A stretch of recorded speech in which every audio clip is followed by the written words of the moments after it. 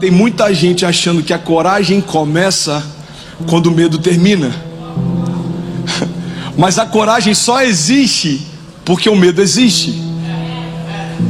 Quando esse gigante sair, eu avanço. Quando a tempestade cessar, eu começo. Quando a crise parar, eu vou empreender. Quando na verdade a coragem não é uma resposta de Deus quando o problema acaba. Coragem é uma porção de algo que não é seu, mas que faz com que você persevere independente do que você está sentindo por dentro. Em tempos de crise é necessário coragem. Em tempos de paz, André, também. Coragem para não se acomodar quando deveria estar avançando. Coragem para dar passo de fé mesmo quando está tudo bem. Irmão, o Evangelho não é uma resposta só para dias maus. O Evangelho é o único caminho pelo qual a gente continua de pé. Então você tem que ter coragem até de deixar para trás coisas que foram boas por um tempo, mas não são mais de Deus para você. Então às vezes a gente tem coragem para começar, mas não tem coragem para se desprender e recomeçar. Porque às vezes temos coragem para dar os primeiros passos, mas quando chega a primeira luta, a gente prefere recuar. Irmão, viver o novo não tem a ver só com sair do velho, mas tem a ver com continuar caminhando enquanto nada acontece. Faz sentido? Enquanto nada acontece, enquanto parece que coisas não estão se movendo, enquanto parece que portas não estão se abrindo, é exatamente nesse lugar que a gente precisa de ainda mais coragem. Coragem não é só para quem está em crise. Coragem é necessária para qualquer pessoa em qualquer estação. Quem sabe o que carrega não tem dúvidas em relação ao futuro que o aguarda. Você está comigo? Diga amém. Coragem tem a ver com a gente se lançar. E às vezes a gente acha que dar passos em direção ao desconhecido significa que você está dando passos incertos. É que quando caminhamos com Deus, por mais que a nova estação seja desconhecida, ela nunca vai ser incerta. Existe uma diferença entre o que é desconhecido e incerto. O desconhecido é porque eu não conheço, não significa que Deus não saiba. Agora o que é incerto, irmão, é que pode dar certo ou não. Tem muita gente caminhando com Deus, acreditando que Deus propõe estações incertas. Assim, são muitos de nós que preferem a segurança do conhecido do que o extraordinário desconhecido em Deus. A coragem não começa quando o problema termina. A coragem só existe porque os problemas existem. A coragem só existe porque os gigantes existem. Então não dá para experimentarmos uma porção sobrenatural de Deus se ainda não estamos cheios de Deus. Às vezes o que nos falta não é coragem, às vezes o que nos falta é o próprio Deus, irmão, se movendo dentro de nós, a consciência da presença, a consciência de que eu carrego dentro de mim o mesmo poder que ressuscitou Jesus Cristo dos mortos. Olha que interessante, se um herdeiro não sabe que tem uma herança, ele vai morrer sem acessar a herança que estava disponível para ele. Não tem a ver só com o que eu carrego, mas tem a ver com a consciência que eu tenho a respeito daquilo que eu carrego. O poder da consciência dá acesso a realidades que já são suas, mas enquanto você não sabe que tem, você vive como se não tivesse.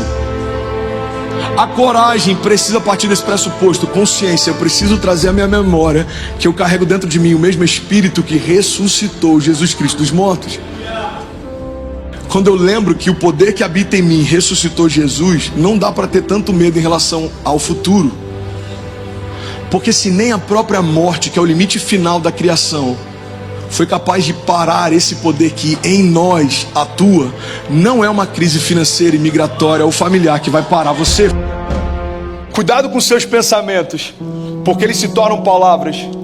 Cuidado com as suas palavras, porque elas se tornam ações. Cuidado com as suas ações, porque elas se tornam hábitos. Cuidado com seus hábitos, porque eles se tornam o seu caráter. E tome muito cuidado com o seu caráter, porque eles se tornam o teu destino. As nossas ações, elas podem ser planejadas, as nossas ações, principalmente nas redes sociais, podem ser editadas, filtradas, selecionadas, mas as nossas reações são genuínas e as nossas motivações também. Mudar a perspectiva, mudar a nossa mente, mudar a nossa mentalidade, as nossas motivações. Tudo isso que eu estou te propondo não acontece na força do braço. A gente não pode apertar um botão e a nossa mentalidade muda. Sabe, o tipo de pensamento que você tem diz muito a respeito do tipo de vida que você vai viver. É a tua mente que está sendo vencida. É o nosso campo de batalha. É lá onde muita coisa é definida. É lá onde muita coisa é liberada. É lá onde a criação que seus filhos vão ter vai ser definida. Existe um sistema, e esse sistema é composto por pensamentos, perspectivas. Esse sistema é a nossa mente. E a forma como ela tá vai definir o que a gente faz e por que a gente faz o que a gente faz. É por isso que mais importante do que as nossas ações são as nossas motivações, porque as nossas ações podem ser calculadas, irmão. Você pode ser o opressor que o teu pai foi, ou você pode ser alguém que você desejava que o seu pai tivesse sido e ele nunca conseguiu ser. Você pode ser para tua esposa aquilo que você viu o teu pai fazendo e você rejeitava, ou você pode ser para ela alguém que você nunca viu o seu pai ser. Quando a gente define o tipo de pensamento que tem, a gente vai definindo que tipo de história a gente vai construir. Por que eu estou passando por crise? Então, irmão, eu não sei. Eu só sei de uma coisa: quando você vencê-las, você vai sair muito mais fortalecido do que antes delas. As crises não alteram o nosso caráter, mas elas revelam o nosso caráter. Então vamos parar de usar a crise como justificativa para a gente não caminhar segundo a altura da identidade que tem. O problema não é a crise, o problema somos nós. Não é a gente fingir que não tem nada acontecendo. A fé não é a gente fingir que aquilo não está acontecendo. A fé é a gente não dar para o problema um lugar de governo sobre a nossa história. Você não vai ignorar uma realidade. Agora o que você não vai fazer é dar para essa realidade um papel de governo na tua história. É reconhecer o que existia e declarar o que vai existir. Todo mundo achava Noé estúpido, até que choveu.